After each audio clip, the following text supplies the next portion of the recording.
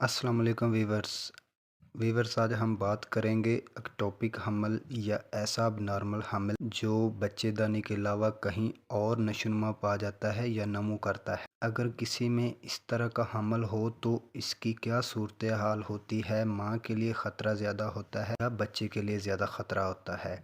तो सबसे पहले हम बात करेंगे कि एक्टोपिक हमल होता क्या है और इसकी कौन सी रीज़न होती है जिसकी वजह से ये वाला हमल होता है। तो वीवर्स, एक्टोपिक हमल दर हकीकत हमल की एक ऐसी हालत होती है जिसमें बच्चा माँ के ट्यूब में नमू नहीं पाता और इसमें जो यूट्रस होती है उसमें जो मर्द का स्पर्म होता है वो नशोनुमा नहीं करता, बल्कि पेट की खाली जगह पे या ट्यूब के बाहर कहीं हमल वो नशोनुमा करना शुरू कर देता है। इब्तदाई मुद्दत से लेकर डिलीवरी तक मुख्तलिफ मराहल होते हैं। फर्टिलाइजेशन के बाद नॉर्मल हालत में अंडे बच्चेदानी में दाखिल हो जाते हैं, जो कि एक नॉर्मल हमल होता है। अगर फर्टिलाइजेशन के बाद अंडा बच्चेदानी के बजाय किसी और हिस्से से जुड़ जाए और उस जगह पर नशोनुमा पाना शुरू कर दे तो उसको एक्टोपिक हमल कहते हैं। जैसे कि फेलोपियन ट्यूब में नशोनुमा करना शुरू कर दे, सरोकस में या पेट की किसी ऐसी खाली जगह पर नशोनुमा करना शुरू कर दे तो उसको अब नॉर्मल हमल या एक्टोपिक हमल कहते हैं। एक सर्वे के मुताबिक 50 हमल में से एक हमल एक्टोपिक हमल हो सकता है। ये एक बहुत इमरजेंसी की हालत होती है और फौरी तौर पर गायनी माहिर से रजू करने की ज़रूरत होती है ताकि ऐसे इकदाम किए जाएं कि आइंदा नॉर्मल हमल की राहें खुली रह सके। तो वीवर, इसकी जो वजूहात होती है उसमें कोई वाज़ेह वजह नहीं सामने आ सकी, क्योंकि तिबी माहिरीन के मुताबिक ये किसी मसाइल की वजह से हो सकती है, जिसमें से किसी भी ऑपरेशन या इन्फेक्शन के सबब जो ट्यूब होती है उसके अंदर सोजन का हो जाना इसकी बुनियादी वजह करार दी गई है। इसके अलावा जो और रीज़न होती हैं उसमें हार्मोनल निज़ाम में खराबी या कुछ ऐसे तिब्बी मसाइल जिनके सबब तौलीदी अज़ा और ट्यूब की हालत या शक्ल तब्दीली वाक़या होती है, ये सूरत हाल भी एक्टोपिक हमल का सबब बनती है।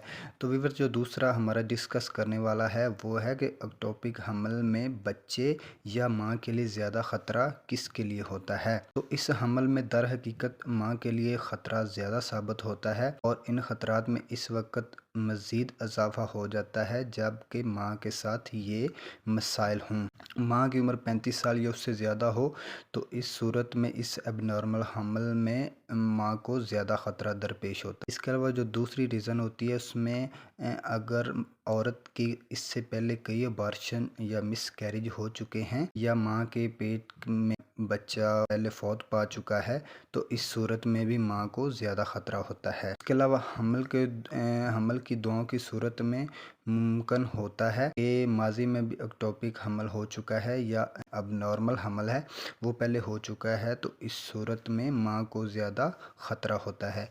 तो वीवर्स, एक्टोपिक हमल की जो अलामात होती हैं में सबसे पहली जो होती है कि पेट के नीचे वाले हिस्से में कंधे और गर्दन में दर्द की शदीद लहरें महसूस होती हैं, या इसके अलावा पेट के किसी एक जानब शदीद दर्द का होना भी एक्टोपिक हमल की वजह होता है। इसके अलावा औरत को हल्का दाग लगना या खून का जारी हो जाना ये भी अब नॉर्मल हमल की अलामत है। इसके अलावा जो पेट के नीचे वाले हिस्से की तरफ दबाव बढ़ना शुरू हो जाता है या उसका जो पेट है वो हमल की निस्बत लचकना महसूस हो तो इसको भी अब नॉर्मल हमल की अलामत समझा जाता है।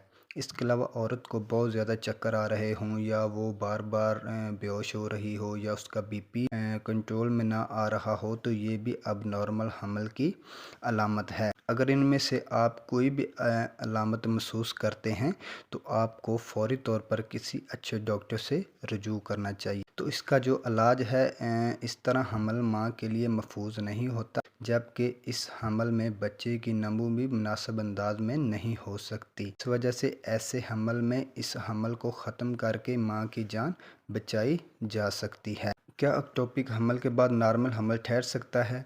اگر ماضی میں ایکٹوپک حمل یا اب نارمل حمل کو ضائع کرنے کے لیے سرجری کروائی گئی ہے تو اس صورت میں بچے کے ساتھ ساتھ ٹیوب بھی نکال دی جاتی ہے، جس کی وجہ سے دوبارہ حمل ٹھہرنے کے امکانات میں 50% کمی ہو سکتی ہے، مگر اکثر خواتین ایک فیلوپین ٹیوب کے ساتھ بھی جلد حاملہ ہو جاتی ہیں۔ تاہم اس بار حمل میں خصوصی احتیاط کی ضرورت ہوتی ہے اور بار بار چیک اپ کروانا چاہیے تاکہ بچے کی حالت پتہ چلتی رہے۔ اگر آپ کو اس نشانیوں میں کوئی بھی نشانی محسوس ہوتی ہے تو آپ کو فوری طور پر کسی اچھے ڈاکٹر سے رجوع کرنا چاہیے۔